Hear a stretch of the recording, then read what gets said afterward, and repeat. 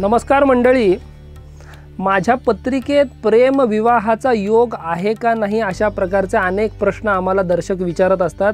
किंबहुना असंख्य लोक जे मार्गदर्शनाला जे मुलं मुली येतात त्यांचा एक प्रश्न नेहमी असतो की माझं लव्ह मॅरेज व्हावं अशी माझी इच्छा आहे। तर नक्की प्रेम विवाहाचे योग पत्रिकेत असतात का किंवा प्रेम विवाह आपला होईल का हे जाणून घेता येऊ शकतं का? तर निश्चित ज्योतिषशास्त्रामध्ये याला उत्तर आहे। मी ठरवतो म्हणून माझं प्रेम होणं कधीही शक्य नसतं, कारण गाठी या परमेश्वराने बांधलेल्या असतात, भेटी फक्त पृथ्वीवरती होत असतात। त्यामुळे प्रेम विवाह तुमचा होईल का नाही हे तुमची कुंडली जी आहे हे 100% तुम्हाला सांगत असते। तर शेवटपर्यंत हा व्हिडिओ जरूर बघा, जेणेकरून तुमचं तुम्हीच ताडून घेऊ शकाल की तुमच्या पत्रिकेमध्ये प्रेम विवाहाचे योग आहेत का नाही।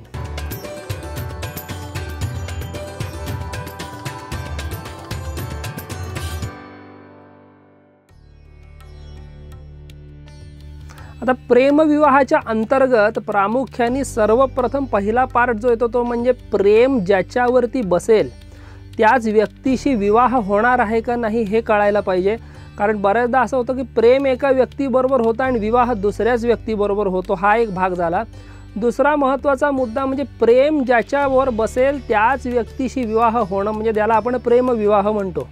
आणि तिसरा महत्त्वाचा मुद्दा म्हणजे प्रेम विवाह होऊन सुद्धा तो नीट टिकेल का नाही किंवा पुढे जाऊन काही डिस्प्यूट्स तर होणार नाहीत ना त्या कपलमध्ये, इत्यादी हे जे 3 प्रकारच्या मुद्द्यांनी याचं विश्लेषण आपल्याला करता येऊ शकतं। तर सर्वप्रथम आपण प्रेम विवाह म्हणजे काय किंवा ह्याचे जे काही 3 मुद्दे त्याचं समग्र विवेचन ह्या व्हिडिओमार्फत आता पुढे जाणून घेणार आहोत। सर्वप्रथम आपण आता विचार करूयात की प्रेमात पडायचे योग आहेत का, आणि ज्या व्यक्तीशी माझं प्रेम जडलं, ज्या व्यक्तीवर प्रेम जडलं त्याच्याशी माझा विवाह होणार आहे का नाही हे आपल्याला जाणून घेता येऊ शकतं। त्यासाठी आपली जी जन्म लग्न कुंडली असते, कुंडल्या असंख्य प्रकारच्या असतात, त्याच्यामध्ये नवमांश, द्रेष्कांड, त्रिंशांश, द्वादशांश ह्या बघायच्या नाहीत। सर्वप्रथम जन्म लग्न कुंडली आणि चंद्र राशी कुंडली या 2 कुंडल्या समोर पाहिजेत, आणि नवमांश कुंडली आधाराला तर निश्चितच लागते। तर जन्म लग्न कुंडलीमध्ये हे योग प्रेमाचे कसे बघायचे, तर लग्न स्थान, पंचम स्थान, सप्तम स्थान आणि नवम स्थान या 4 स्थानांचे अधिपती याच्यामध्ये प्रामुख्याने इंटरचेंज असेल किंवा ते एकत्र युतीत असतील, काही वेळेला अन्योन्य योग म्हणतो आम्ही ज्याला, इंटरचेंज मगाशी म्हणलं मी, किंवा युतीत एकत्र असतील किंवा दृष्टिक्षेपामध्ये असतील एकमेकांच्या, म्हणजे सप्तम स्थानाचा स्वामी पंचम स्थानाच्या स्वामी बरोबर लग्न स्थानामध्ये असणं, किंवा लग्न स्थानाचा स्वामी सप्तम स्थानाच्या स्वामी बरोबर पंचम स्थानामध्ये असणं, किंवा नवम स्थानाचा स्वामी सप्तम स्थानाच्या स्वामी बरोबर इतरत्र विराजमान असणं। तर अशा प्रकारे या जर जोड्या असतील तर निश्चित तुमचं कुठे ना कुठेतरी प्रेम तुमच्या आयुष्यामध्ये होऊ शकतं आणि त्या व्यक्तीशी विवाह तुमचा निश्चितपणे होऊ शकतो। दुसरा प्रकार ह्याच्यामध्ये ज्योतिषात असा दिलेला आहे की सप्तम स्थान जे आहे हे काम त्रिकोणातलं अतिशय महत्त्वाचं स्थान आहे। धर्म अर्थ काम मोक्ष या 4 पुरुषार्थांचं वर्गीकरण ज्योतिषशास्त्रात करताना काम त्रिकोण जो दिला आहे त्यातलं महत्त्वाचं स्थान म्हणजे सप्तम स्थान। ह्याच्यावरनं काम वासना जी आहे किंवा अपोजिट सेक्सबद्दलचा असलेला अट्रॅक्शन जे आहे त्याचा विचार होत असतो।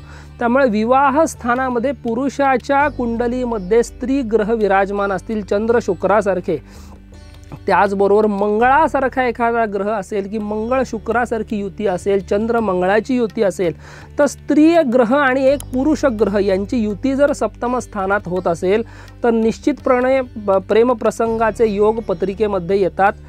तर प्रेम होणं नुसतं महत्त्वाचं नाही आहे मित्रांनो, तर ते प्रेम टिकणं आणि त्या व्यक्तीशी विवाह होणं सुद्धा महत्त्वाचं असतं, आणि ते प्रेम यशस्वी होणं याच्यासाठी एक स्वतंत्र योग आहेत।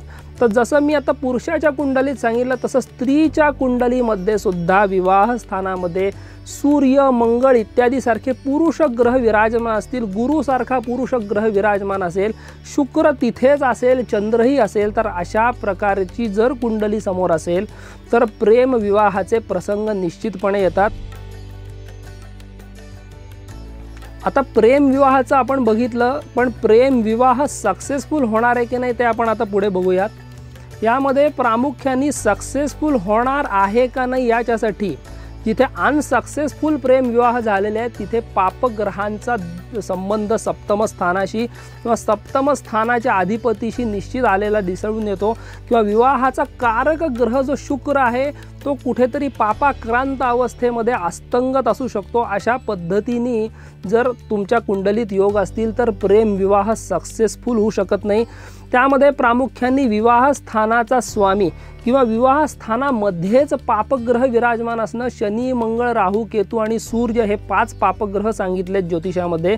त्या 5 पापग्रहांपैकी 1 किंवा 2 पापग्रह विवाह स्थानात असणं किंवा विवाह स्थानावरती या पापग्रहांची दृष्टी असणं, स्त्रीच्या कुंडलीमध्ये बृहस्पती म्हणजे गुरु कमजोर अवस्थेमध्ये असणं किंवा अस्तंगत असणं, पुरुषाच्या कुंडलीमध्ये शुक्र कन्या राशीचा ज्याला आपण नीच राशीचा म्हणतो, तसंच नवमांश कुंडलीमध्ये सुद्धा जर तो नीच नवमांशी किंवा पापग्रहांच्या शनी मंगळ इत्यादीच्या नवमांशी असेल तर प्रेम विवाह सक्सेसफुल होत नाही।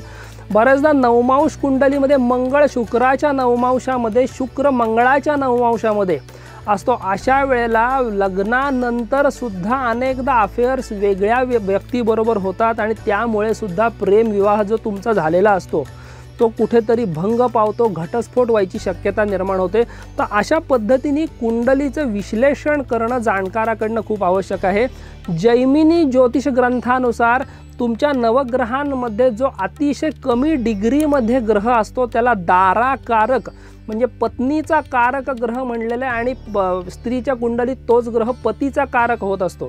त्यामुळे सर्वात कमी डिग्रीतला जो ग्रह आहे त्याची पोझिशन तुमच्या लग्न कुंडलीमध्ये, नवमांश कुंडलीमध्ये किंवा ओव्हरऑल षडवर्ग कुंडल्यांमध्ये हा ग्रह कसा विराजमान आहे किंवा सप्तम स्थान षडवर्ग कुंडल्यांमध्ये ताडून बघणं अतिशय महत्त्वाचं आहे।